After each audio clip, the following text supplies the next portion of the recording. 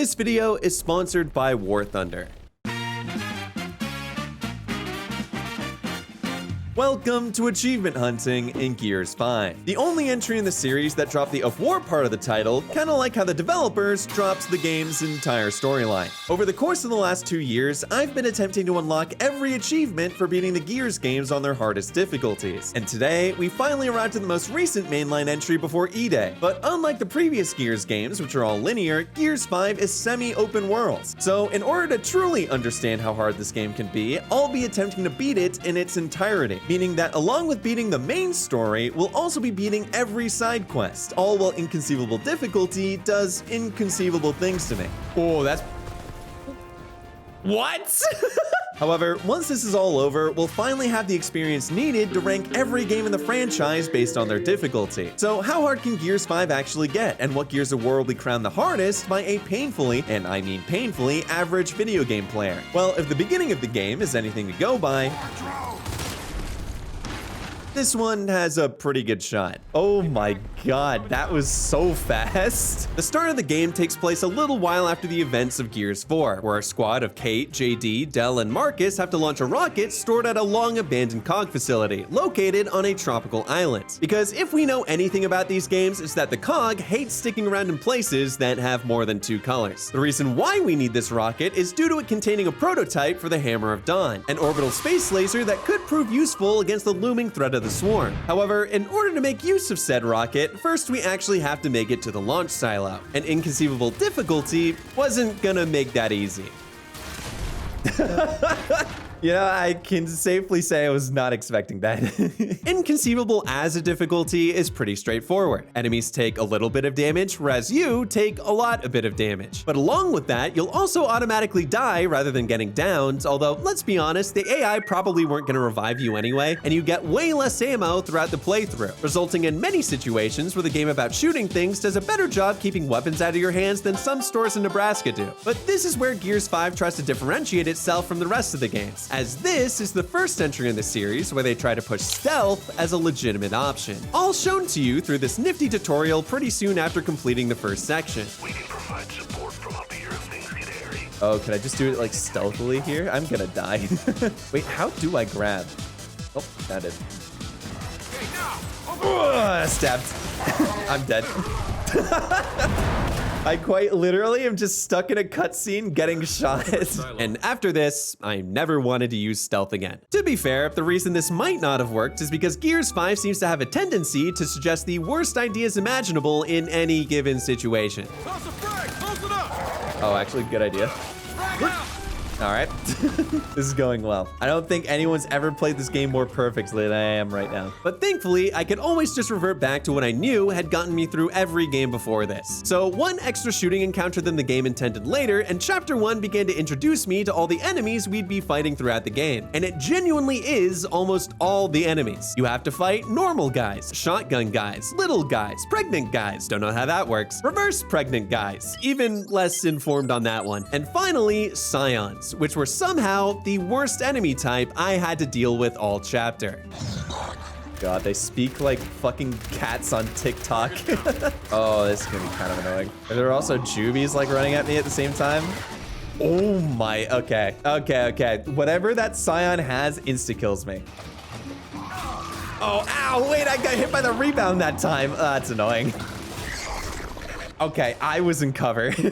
But when it comes to the worst section I had to deal with, it would have to be the end of the chapter, where after defeating the Scion with some explosive barrels and spending 10 minutes figuring out where to go and dealing with Marcus during a fight in the control room.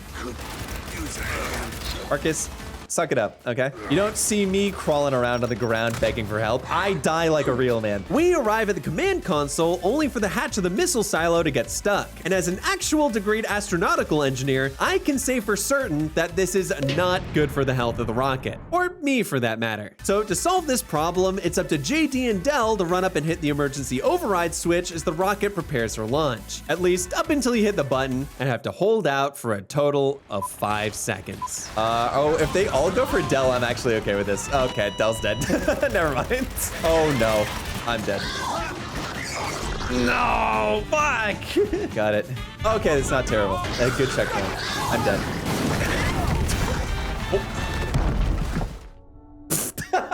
Damn it! Almost had it. Oh my god. Okay, sure. I just need to stay alive. Ow. Oh my god, please. I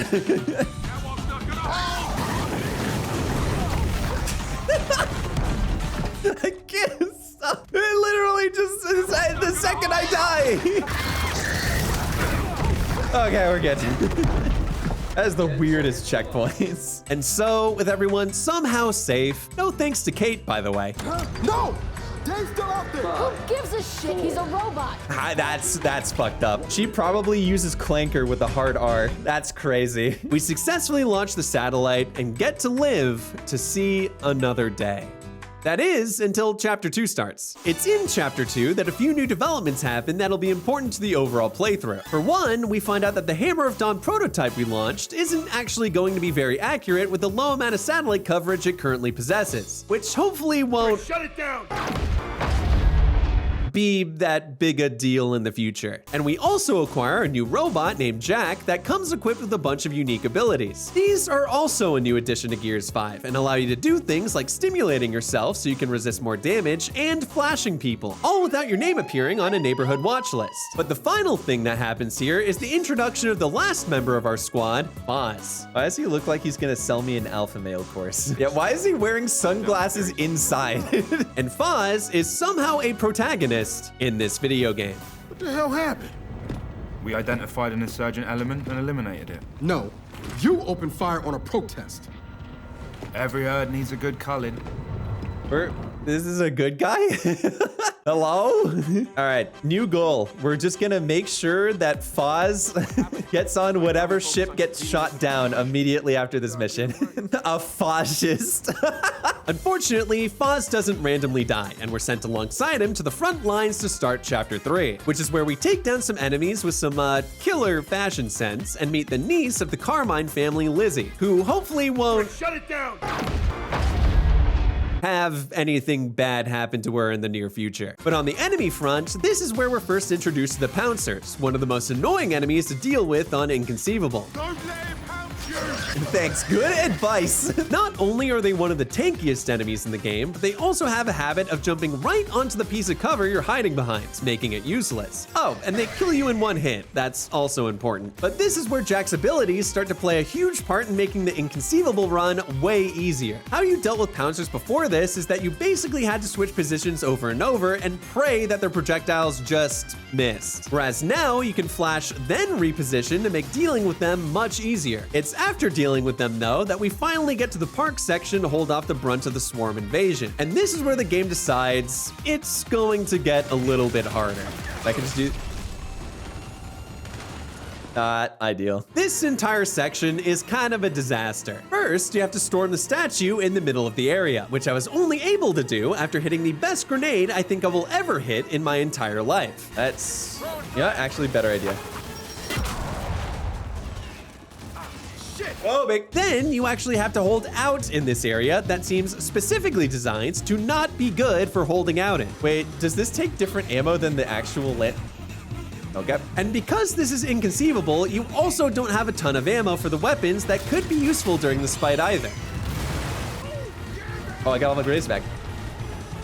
Well, I still got all my grenades back, I guess, technically. But the most frustrating part of this ordeal is when the swarm begins pushing you from both directions at once. You would think that having 4 AI squad mates handling one side while single-handedly holding off the other Rambo style would be enough to beat it. But the friendly AI in this game was slowly making Kate's anti-robot case for her by the minute. And the only way to possibly make it through here was an insane amount of multitasking. I had to get on the turret for precisely 21 seconds, slash the enemies so they wouldn't shoot me, take care of the shotgun guys moving up on the flank, get back on the turret, clear out the reinforcements, use every ability I had on the falling pouncers while running around everywhere, proceed to unload on the snatcher before we could get up to where we were, somehow beat the parts section after 30 minutes of trying this. Thank you. Don't you ever say Foz aimed to me. All of this works so after the section finally ends, Foz could do this.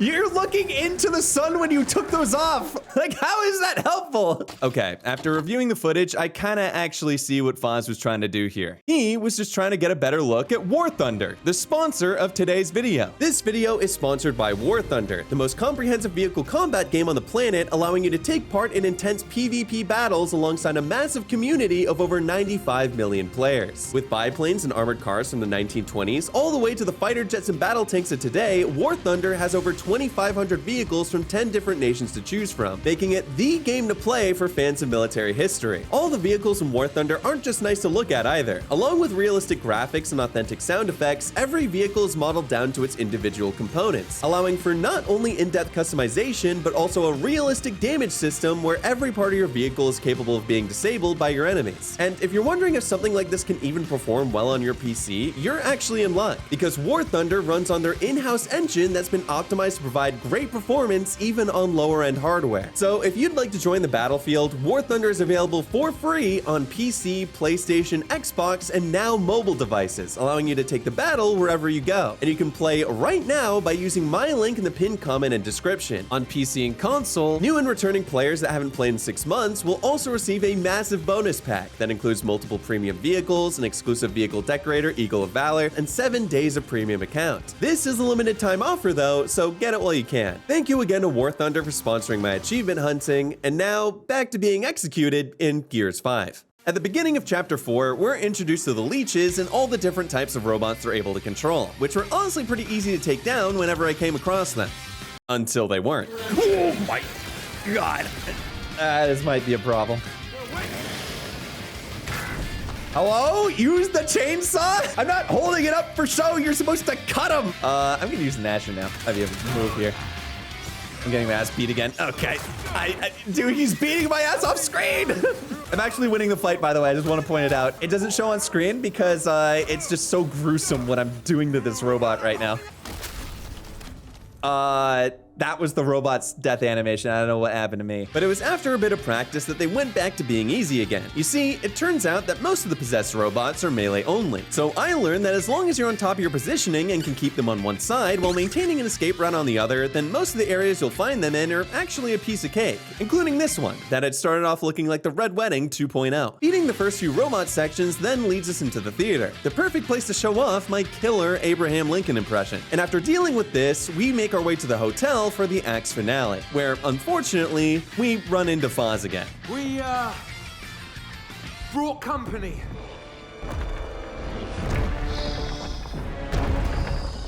Great.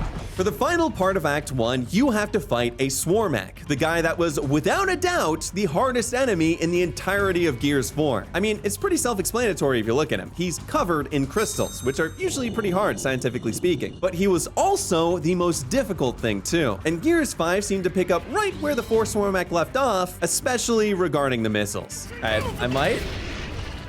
Okay, after this attempt. Along with projectiles that can kill you behind any piece of cover, this fight is also 10 minutes long with 0 checkpoints. So to do some quick calculations, considering that he shoots about 3 missiles every 25 seconds, in theory, you have to play mistake-free while hoping that 72 highly dangerous and supersonic explosives don't land within a 10-foot radius of you. Nice.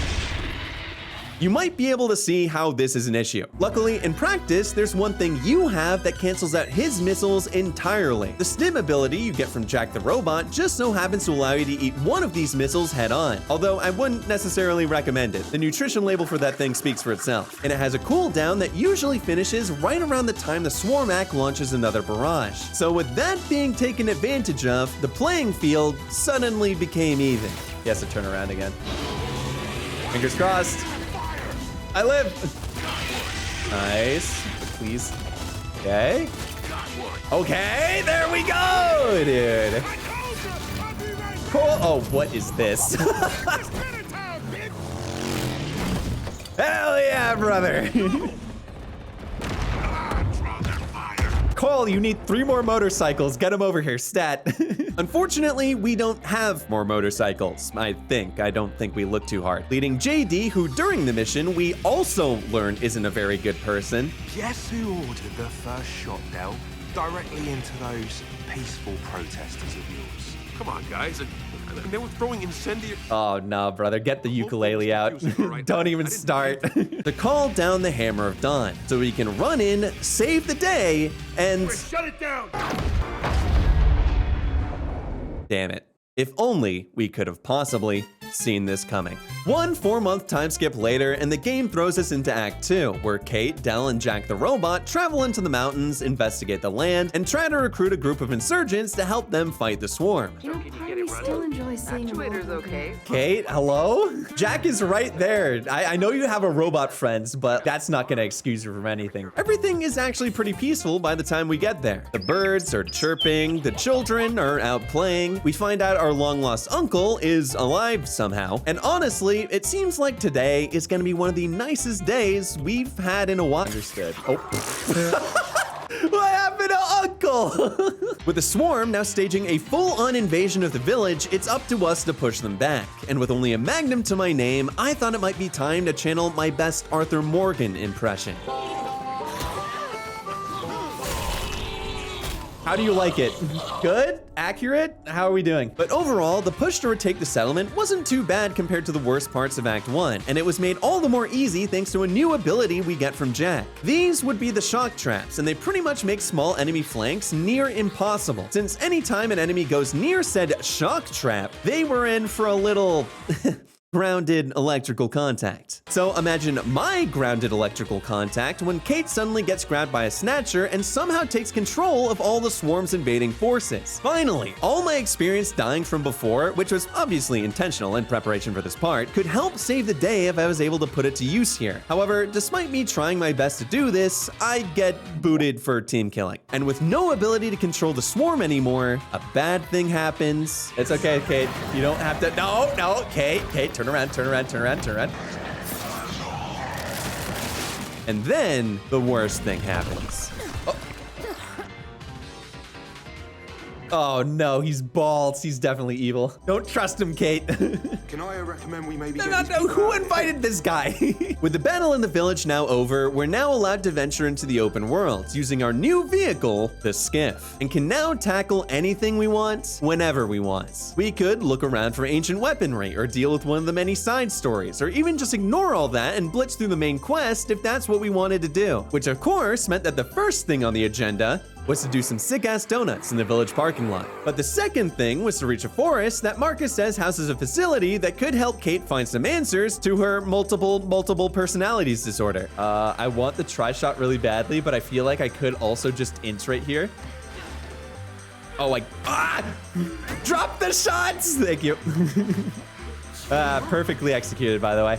Note to self, by the way, you can't actually hurdle things with the tri-shot. Fun fact. Could have had Jack go get it. That is true, but I feel like I'm asking too much of him, you know? I wouldn't want to be like that guy. But this area, along with the village, were some of the easiest sections I've encountered in the game so far, with us managing to get through the facility and learning that our objective was actually in a different facility, all with minimal deaths. So because of this, I started to feel confident enough to do one of the game's side quests, located in various corners of the map, because maybe, based on how the main quest was going, it seemed obvious that the side stuff would go just as well. Okay. Well, he has an angle on me there. Got it. The objective of this side quest, and I say this side quest because side quest at coordinates 32.76 degrees north by 54.923 degrees west just doesn't roll off the tongue, if you can believe it, is to eliminate all the enemies in the area to get a component for an ultimate ability upgrade. And this is basically the same premise for every other side quest in the game. This one, however, has a bit of an emphasis on completing it stealthily, which by now we know is not exactly the most consistent thing ever.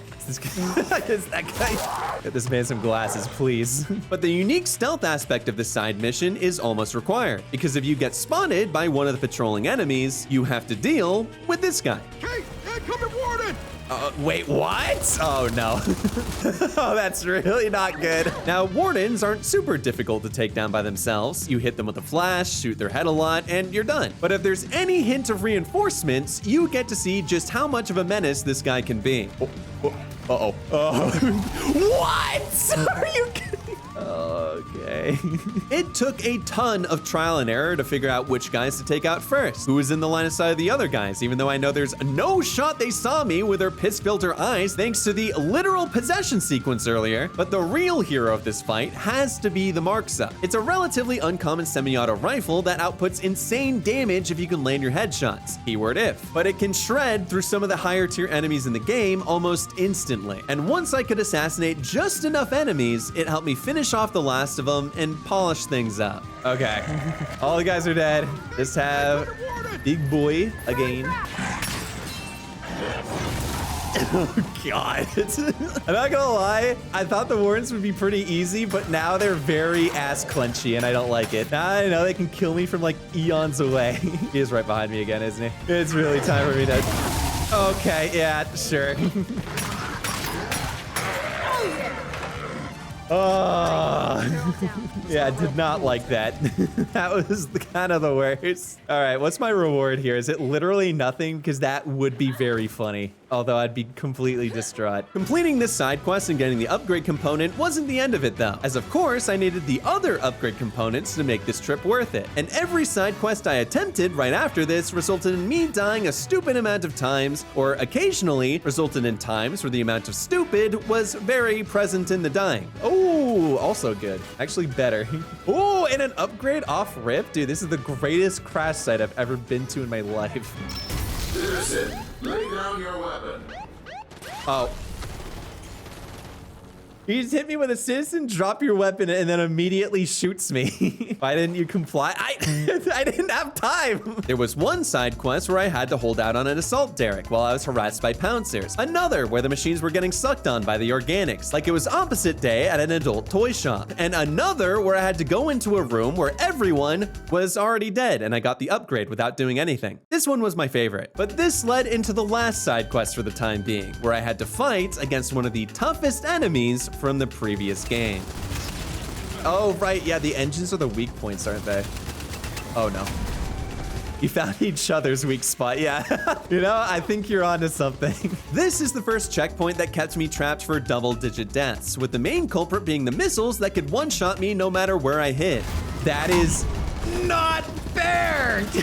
But the answer to them was pretty much the same as with the Swarmak, with the difference being that the Kestrel's missiles recharged before my stim could come back up. However, once I started to understand the pattern a bit more, this would be solved too. Let's go! Oh my gosh, finally.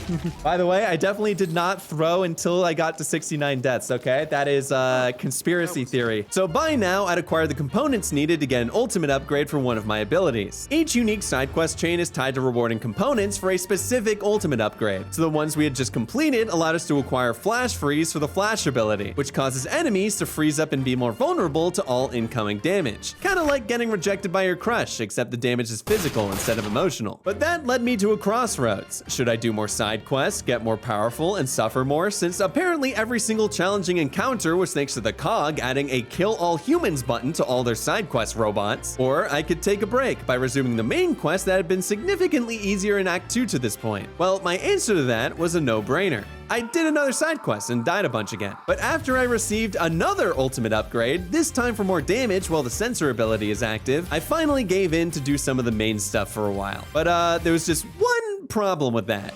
Okay. Oh my god. Okay, yeah, sure.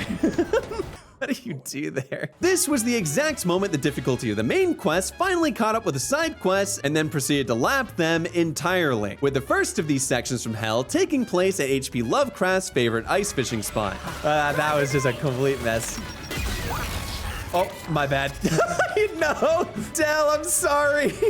If the one singular piece of cover wasn't enough of a challenge, you're also under constant suppressing fire from the turret robot above, while at the same time being pushed by infinite waves of assorted leech-flavored enemies, usually resulting in unwinnable situations where you're put between a rock and an explosive kamikaze enemy place. Thankfully, if you shoot the ice, it creates a hole where any enemies caught above it are killed, and any enemies behind it have to find another, longer way around. So by alternating between focusing on doing that and focusing on the shield drone, I was eventually able to pass this area too. That honestly might be the worst checkpoint we've had thus far, other than maybe the helicopter. This leads us to getting another upgrade, this time being full invisibility until we begin shooting, an ability that is incredibly useful when put into the right hands. If only we could turn ourselves invisible somehow. Del, shut the fuck up. I don't want to hear the sass.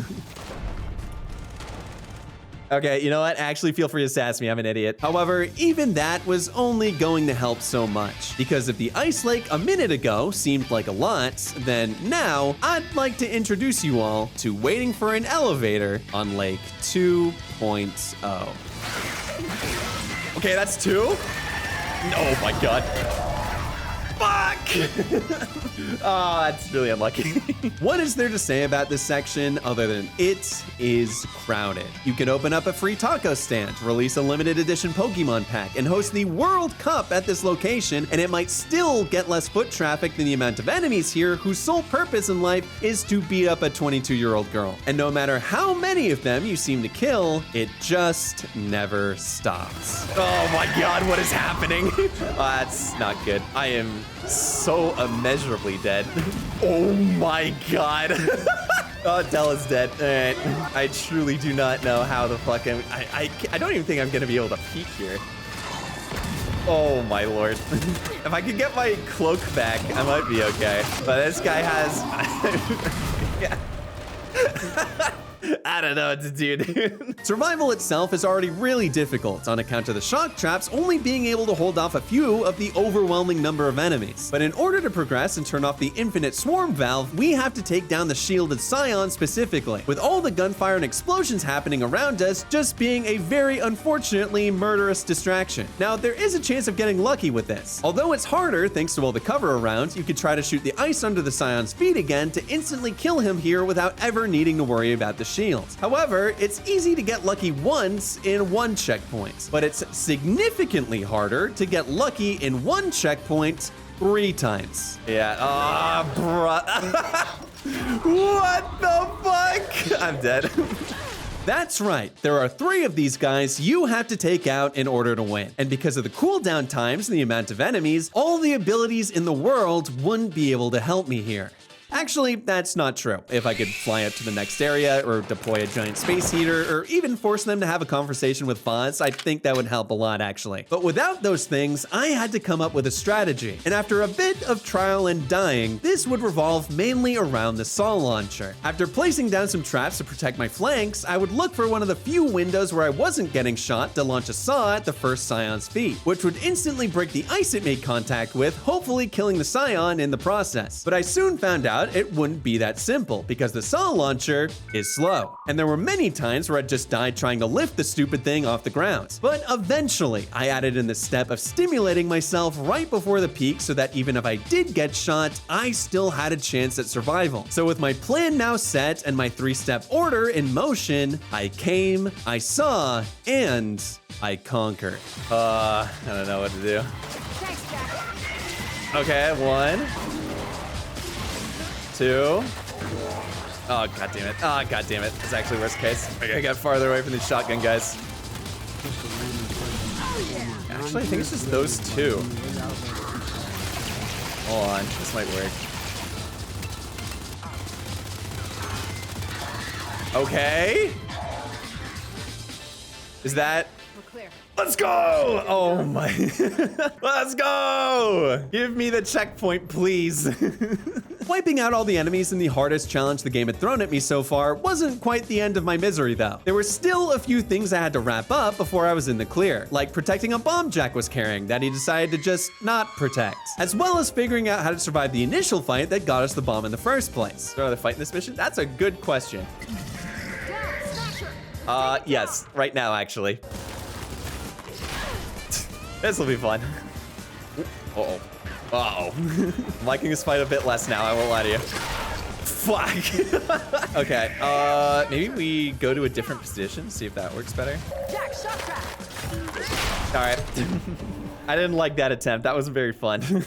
Compared to the lake, though, these didn't take nearly as long to beat. And after cleaning up the rest of the side quests in Act 2, which also got us the upgraded stim and electric trap, we arrived at an even bigger lake. Thankfully, however, despite having two separate war flashbacks playing in my head at the same time, this one didn't have any enemies nearby. In the main story, we learn that there's a secret testing facility hidden below the frozen water, and retrieve the bomb from earlier to blow open a path to get there. It's then that Kate, being the careful, more science-oriented member of the group, tries to find the perfect place to plant it so they can get in cleanly. But Del happens to have more of an engineering brain, so he goes, "Fuck it, we ball."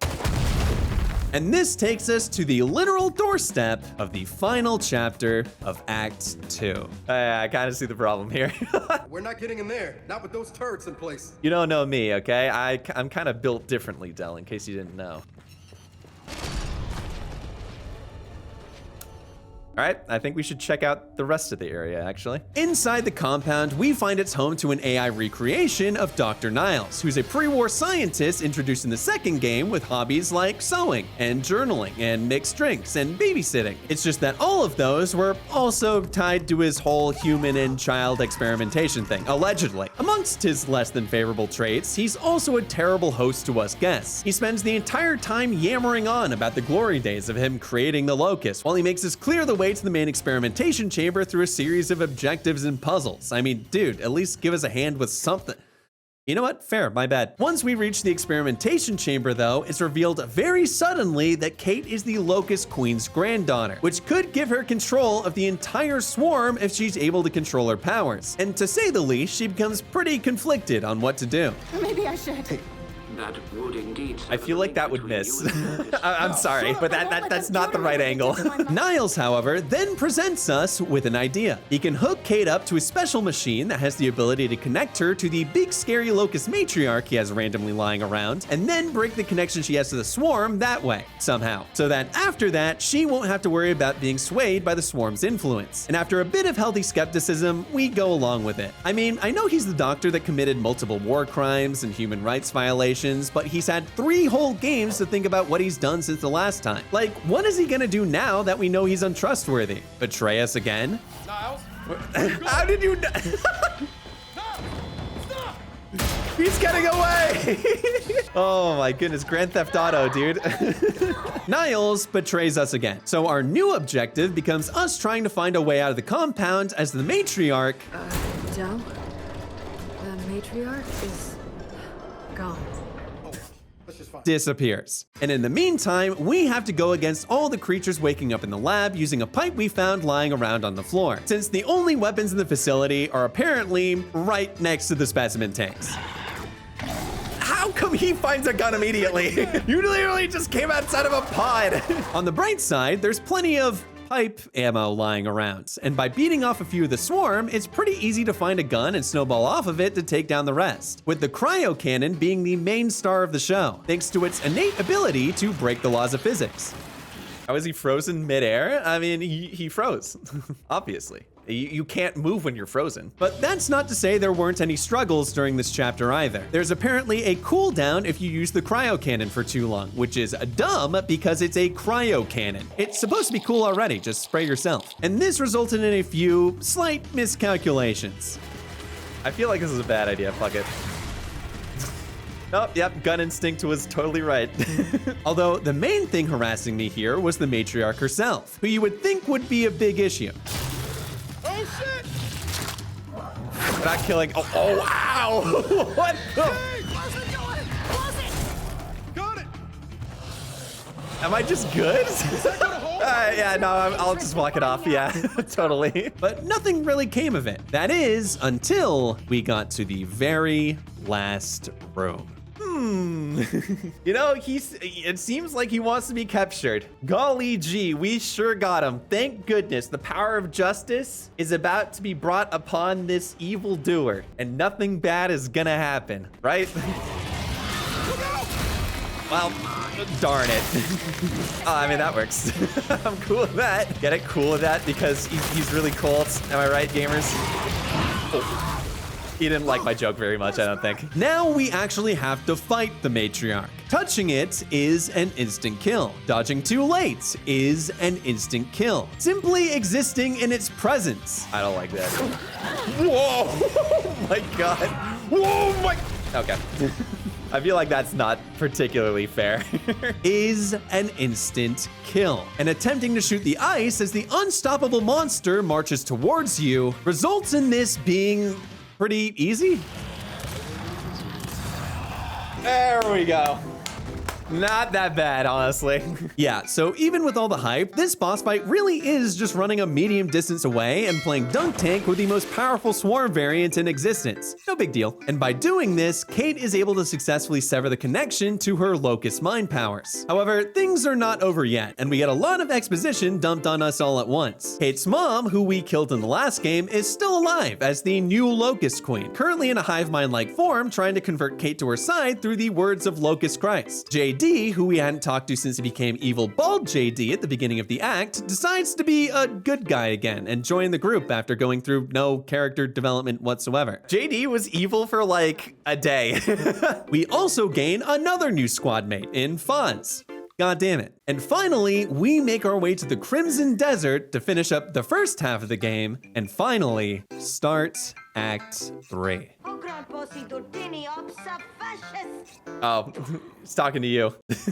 Our objective in this new open world area is to re-establish the Hammer of Dawn satellites without the whole blowing up Carmine's family part. And in order to do so, we team up with Paddock from Gears Judgment and the remnants of the pseudo-Russian nation of the UIR to launch their Hammer of Dawn that they never launched themselves due to previous political infighting. Now, as we know, creatures that possess monkey brains in Russian spacecrafts don't exactly mix well based on historical data. But my introduction to the area was honestly anything but challenging. We did some side quests related to rescuing Paddock's men and some others about restoring their water supply, which was some of the easiest side content I'd done in the game so far, until eventually we turned our eyes back onto the main quest, which required us to locate some targeting beacons located inside an abandoned space museum. And once we got there, we wandered around, got through some more encounters, and then, when things seemed to be going well enough, reached the centrifuge. Hit him. What did you do? Yeah! All right, I'm satisfied. We can go in now.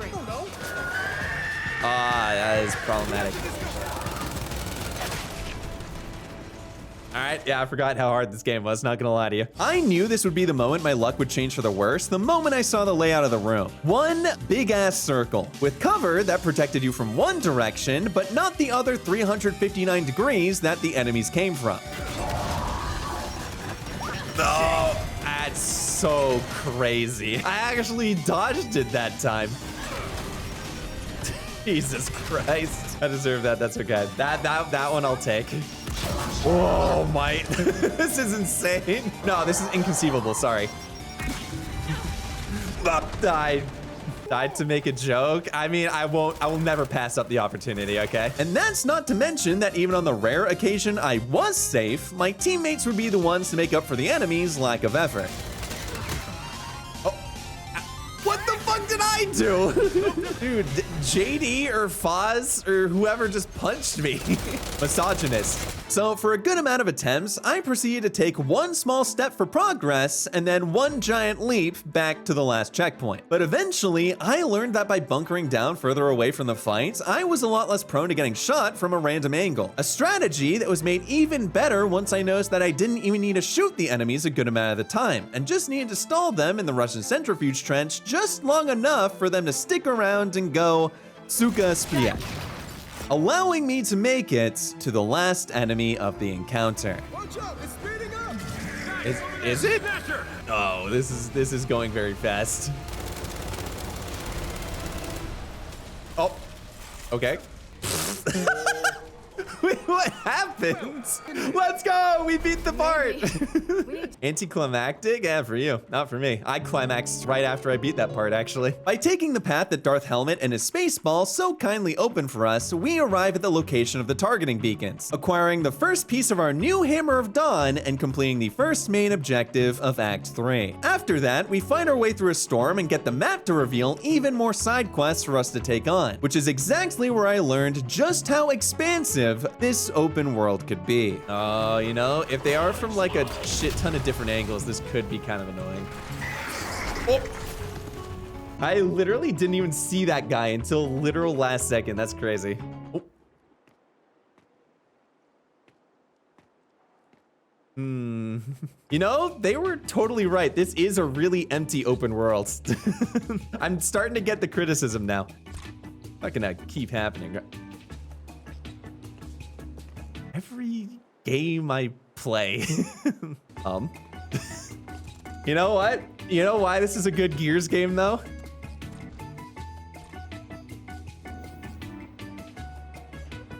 All right, Delta. Let's get that beacon to the skiff. All good. Well, that saves me a playthrough. That's good. Thanks to us avoiding what could have been a completely catastrophic circumstance, we continue on with some more side content, which went just about as well as it normally did. I don't like that. That looks scary. Oh my god. Del was a unicorn for a second. Good for him. Hi, Pinned. I'm Sam. Nice to meet you. All right. Didn't like the joke. I get that. That's cool. Ow. What? Oh my god, Pinned, you fucking idiot. Allowing us to not only get the barrier ability, which was the final ability we hadn't gotten yet, but also allowing us to obtain the ultimate cloak upgrade after finishing yet another side quest chain. And this genuinely may be the most overpowered ability in the entire game. When fully upgraded, you move faster, remain cloaked even while shooting, and can extend the cloak duration after every kill you get. So when we arrived at the next main objective, where I was making anything but smart decisions. All right, maybe we should... Are you playing this on PC? Yepers. I got the 360 I'm about to pull on this guy, by the way. Fuck. Almost had him. This is where we show off exactly what the fully powered cloak could do. This is working. Oh, I got an achievement. Sarah Ninja. Ooh.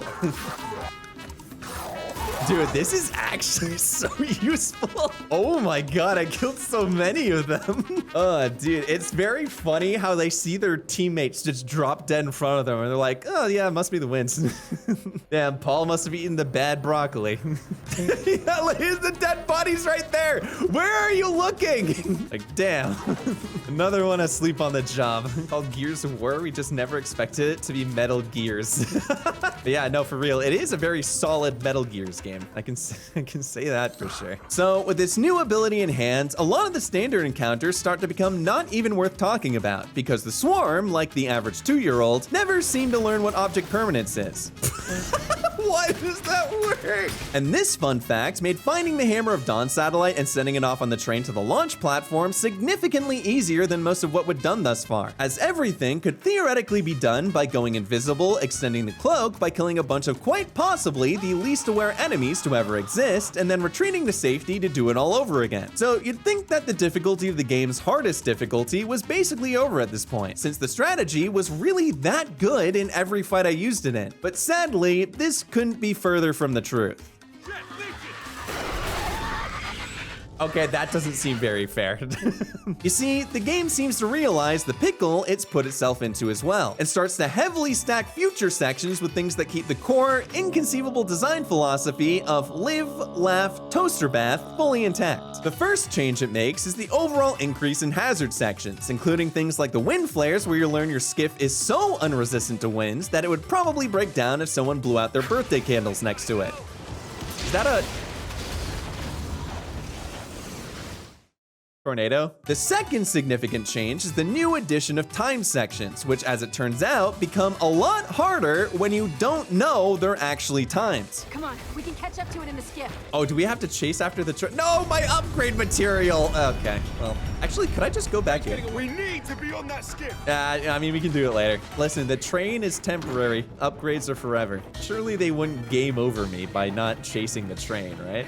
That would be crazy. Why does everything keep leaving without us? Yeah, that's a great question. Honestly, it's probably because of Foz. He is kind of unbearable. It won't make it.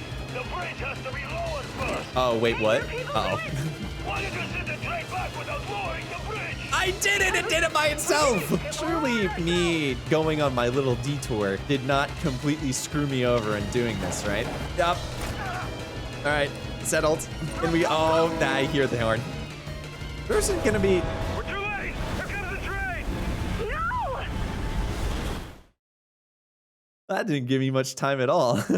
And after completing both of these, despite the game reminding me that Foz's sole purpose in this game is to make any woman he's around want to unresume life, That'll bring it down.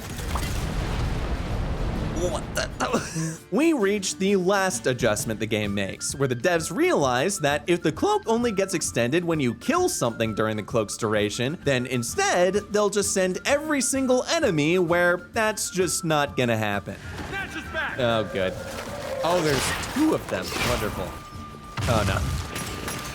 Oh, he's gonna barf on me! Yep. Oh my god. Okay. What? Wait, that's bullshit.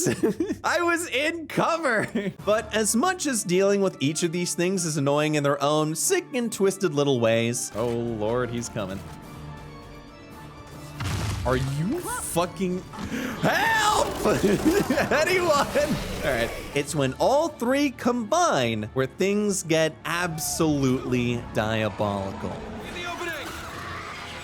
Oh, yep. Okay, that was definitely the leeches there. After getting the Hammer of Dawn satellite to the launch platform and completing the final side quest of the game, which I would have made a way bigger deal out of if it wasn't as easy as getting Foz to promote a crypto scam, you have to fend off a giant worm from crossing swords with our equally as phallic-looking rocket. The problem with this, however, is that sometimes the game decides that you're gonna die, and there's absolutely nothing that you can do about it. It's full of the little buggers.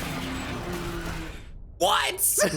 I couldn't move! Whenever the worm launches leeches from one of its many orifices, it will also shake the launch platform only seconds later, which puts Kate into an animation where she tries to keep her balance like she was just pulled over for a DUI. And during said animation, you cannot shoot, you cannot move, and considering how frequently this happens, your invisibility becomes as useful as Braille subtitles.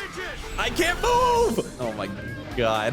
This was no longer the design philosophy of live, laugh, toaster bath. This was now die, cry, leech in your eye. But slowly, I started to notice a window that I thought might be able to get me out of this cycle. Right after the boss releases the leeches and before it shakes the platform, there were a few seconds where I was able to do enough damage to stun it before it could stun me. It wasn't easy though, and if I wasn't on top of things, I'd just die like all the other attempts. But I knew that those few seconds were the key to getting through this alive. I can't move. Hello? I'm in the spherical. This is like giving birth, but in reverse. All right, what's this guy look like? Not great. You can tell he uses too much tongue when he makes out with his significant other too. Hello? It looks like a dragon. Dragging these nuts on your face. Got him. Oh, you fucking idiot. All this trick in the book. Oh my god. How many tongues do you have? Okay. Yeah. Oh, what the? Is that the rocket? All right, yeah, it's time to go. Oh. Alive, by the way. Let's go. Final act. With this nightmare of a boss, definitely... Oh god, we're doing this again. We conclude the act by launching the satellite into space and return home to start Act 4, the final act in the entire game. It's in this act that the Hammer of Dawn comes back online, and for the final step of testing, we have to find an important enough target to use it on. Despite my enthusiasm, all my initial suggestions were immediately taken off the table. The COG's leader, Chancellor Jin, then suggests we should use Kate to find the source of the Locust hive mind by hooking her up to the scary monster mother-child torture machine again. I'll have to decline. I feel like that's a good play here. Arrest her. Damn it. But before she can force us into it, the Swarm begin another siege of the city, and our court date is pushed back as we're sent out onto the streets to hold them off. But this, my friends, is when we finally get to put the newly operational Hammer of Dawn to its first use. And it's... is genuinely so bad. I'm not gonna lie, I looked over at chat because I thought they had it handled. We seriously just went through 3 acts of death, emotional turbulence, and overall inconceivable difficulty bullshittery just for the Hammer of Dawn we spent all game trying to restore to take 20 shots to kill a Swarm at. Oh, whoa! These are not fast to use either. Most of what you'll be doing during the penultimate chapter of the game is escorting the targeting beacons to different parts of the battlefield so your mobile carrier can have more coverage blasting your home if you miss one of your builds. And with it being the NPCs that do the carrying of said beacons, you already know there's gonna be some stupidity afoot. Hello? Does someone specific have the beacon? Marcus has it. Okay, well, Marcus is not pinned down anymore. I'd like to point that out. I'm so cooked. Okay, hold on. JD is moving. Now Marcus needs to do it too. Oh, wait, where'd Marcus go? What the fuck? I don't know what it is about this chapter, but it's also where the game gets really stingy with checkpoints too. This Swarm Act fight, for example, lasts over 10 minutes, and some of these dudes I was fighting were not easy to bring down. Are you? Dude, come on! Thankfully, despite an apparent citywide ammo shortage, and despite Foz still being accepted as a teammate instead of an enemy somehow, boom! I'm dead.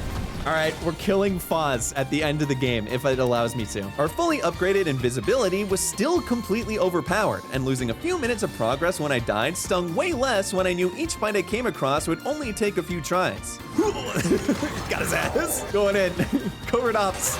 And so, this was pretty much how the act went for a while. Arrive in a new area, die a few times feeling out the encounter, and then kill everything while cloaked once I began to understand what to do. I like this. This is cool. Yeah, I think I deserve this. I'm not gonna lie. And it continued that way for a while, until we got to the graveyard.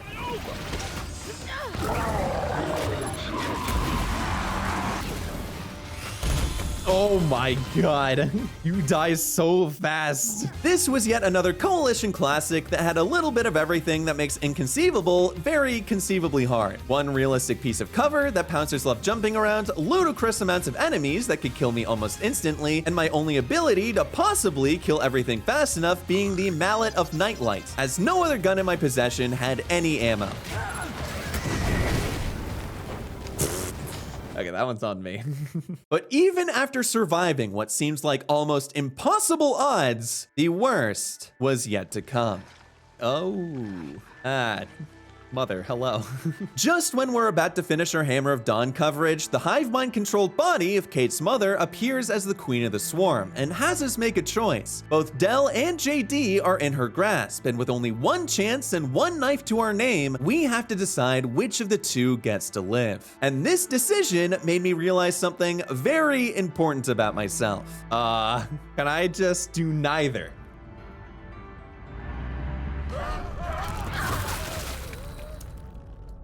I fold hard under pressure, but without the ability to abstain, I actually had to think about the decision being made here. JD, despite his many faults, was our original friend, was on a path to redeeming himself, and him being dead would also lead to Marcus being heartbroken, and that man has been through enough. But Dell had literally been a ride or die friend throughout the entire game, backing us up every step of the way as Kate went through her story. But there was one character that, without a doubt, left the biggest impact on me. One character that throughout the game, I literally couldn't tell the story of this playthrough without. And this was the moment I realized that if I squinted my eyes just enough, only one of these two characters kinda looked like Foz.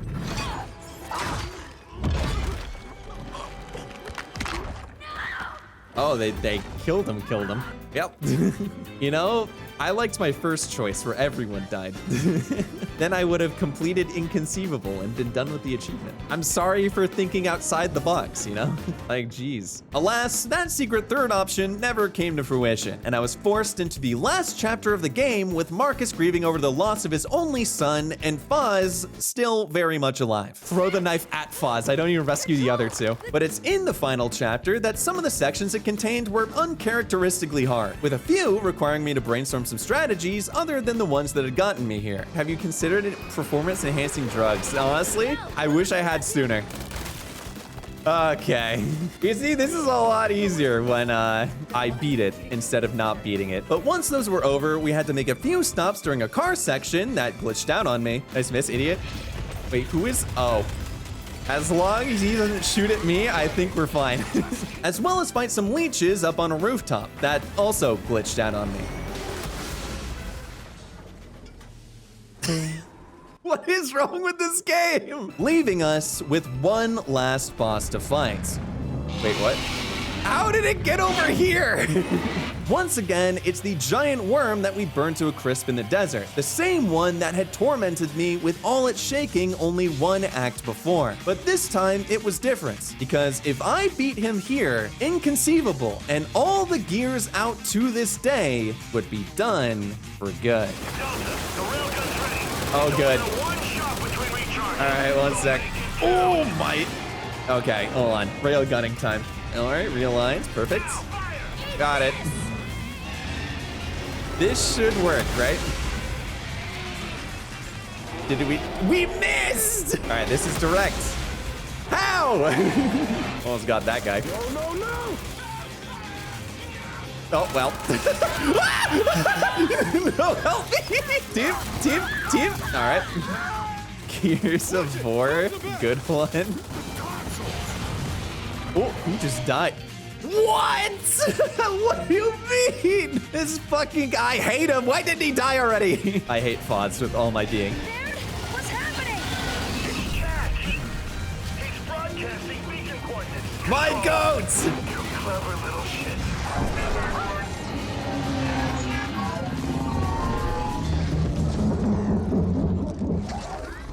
Get him, Jack. I love how he gets the melancholy music and JD just fucking died. Oh, is that Foss?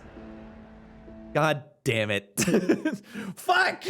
And with that victory, I was now the owner of every single achievement for beating every mainline Gears game on its hardest difficulty. But now the question is, which one was the hardest? Well, let me tell you. In last place, I have Gears 1, just because it's short, simple, and only has a few painful parts. In 5th place, I have Gears 2, which doesn't have the painful highs of 1, but is overall just harder on average. In 4th place, I have Gears 5, mainly because the abilities you get throughout the game make so many of the worst parts of it way more doable. And at 3, I have Gears 3, because the blimp and final boss in that game still haunt my memories to this day. Which leads us to crowning the scientifically proven hardest Gears game ever made. And that would be